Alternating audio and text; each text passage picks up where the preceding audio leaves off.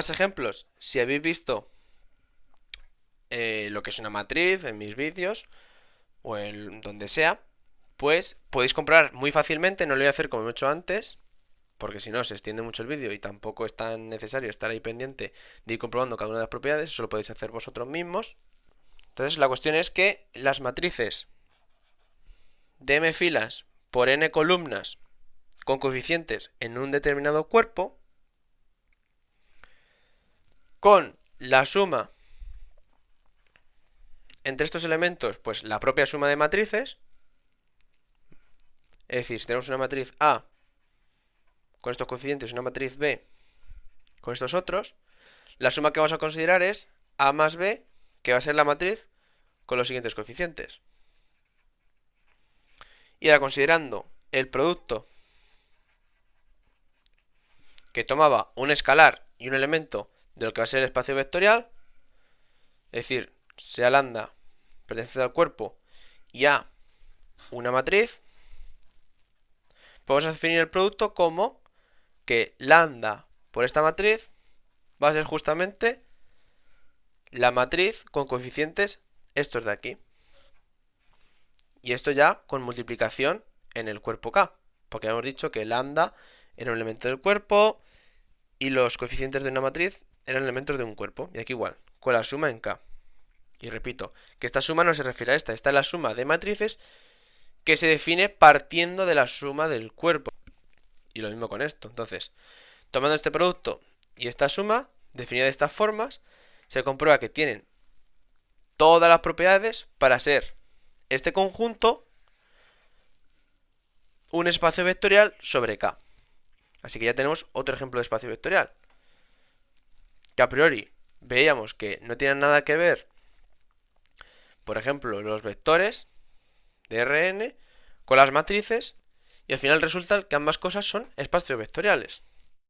Otro ejemplo muy importante va a ser el conjunto de los polinomios en una variable y coeficientes en un cuerpo K, cualquiera. Es decir, esto se refiere a este conjunto, al conjunto de polinomios. ¿Y cómo es un polinomio? Pues de esta forma, en una variable x.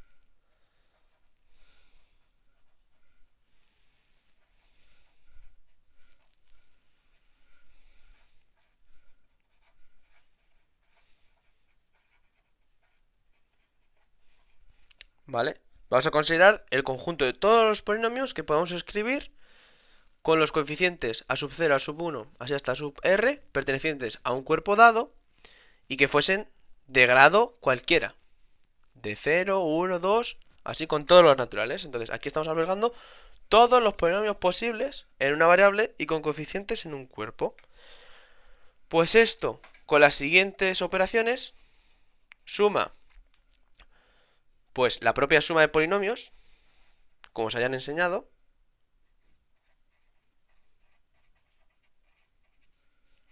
es decir, si tenemos, por ejemplo, con k igual a r,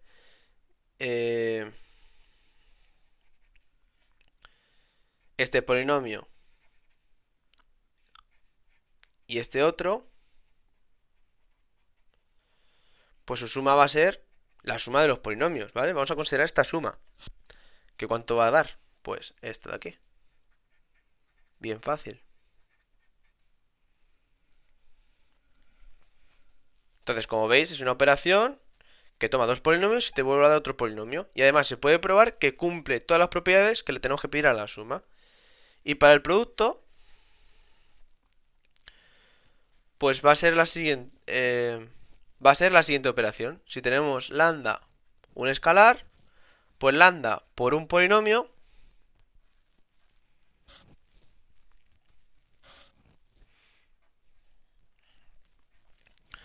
lo vamos a definir así. Aquel polinomio donde cada coeficiente es multiplicado por lambda.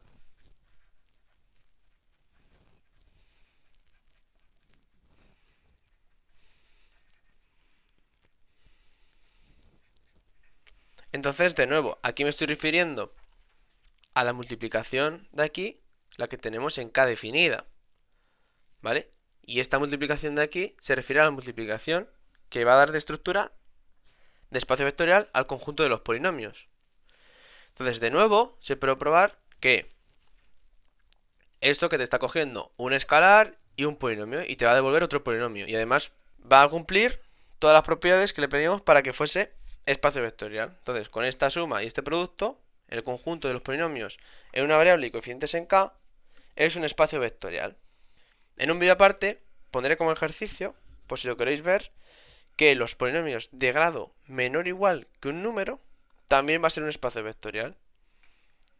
Y sin embargo, el conjunto de los polinomios de un grado específico, por ejemplo, el conjunto de los polinomios de grado 3, eso no va a ser un espacio vectorial.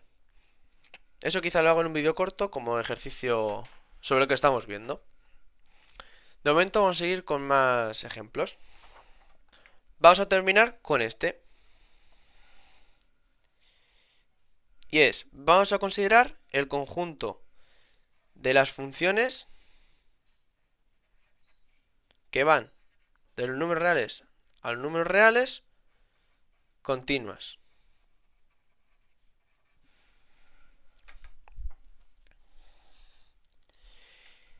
Y vamos a definir en este conjunto, ¿vale? Esto no deja de ser un conjunto de elementos, donde cada elemento es ahora una función.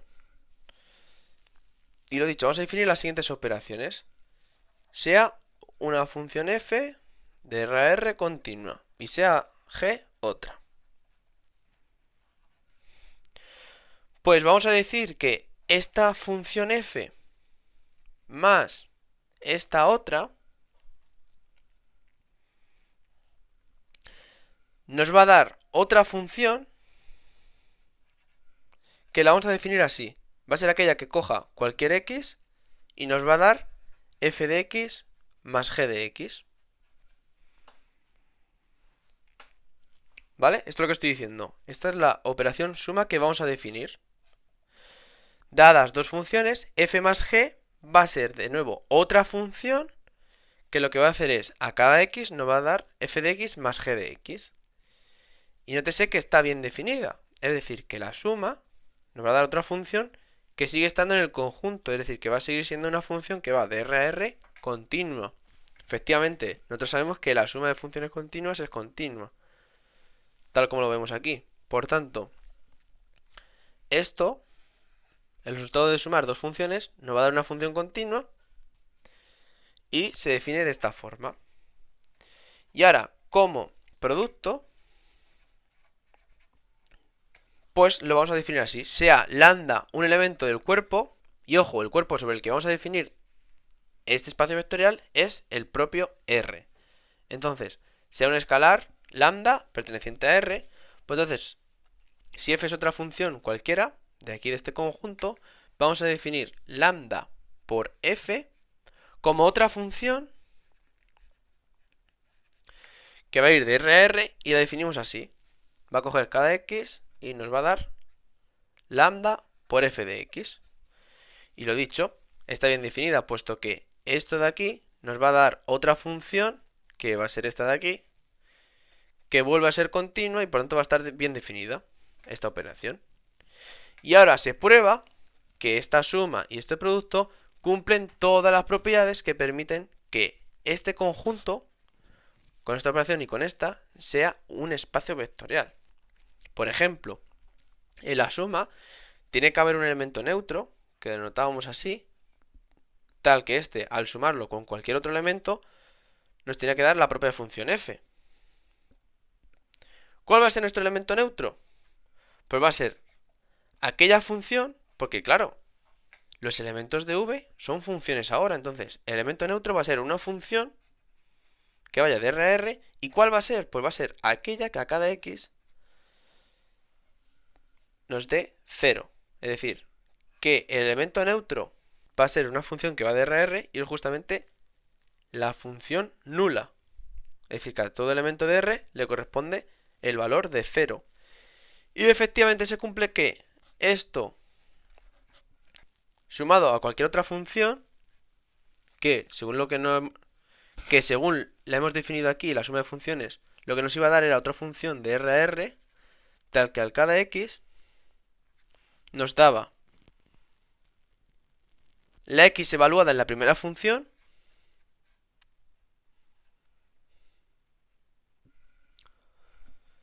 más la x evaluada en la segunda función, en este caso f. Pero es que esto era la función nula, así que esto es 0. Así que esto es la función que a cada x le manda a f de x. ¿Y esto qué justamente es? Pues la función f de x. Así que efectivamente esto sería el elemento neutro.